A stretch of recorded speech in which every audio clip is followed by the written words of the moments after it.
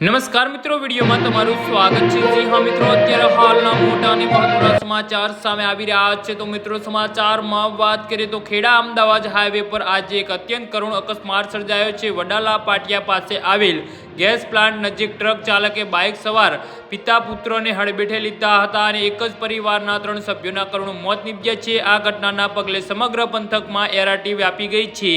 ઘટનાની મળતી માહિતી અનુસાર મૂળ આણંદ જિલ્લાના તારાપુરના વતની અને વર્ષોથી અમદાવાદમાં સ્થાયી થયેલા શાહ પરિવારના 3 સભ્યો આજે સવારે અમદાવાદથી ખેડાના લીંબાસી ગામે પોતાની કપડાની દુકાને જઈ રહ્યા હતા।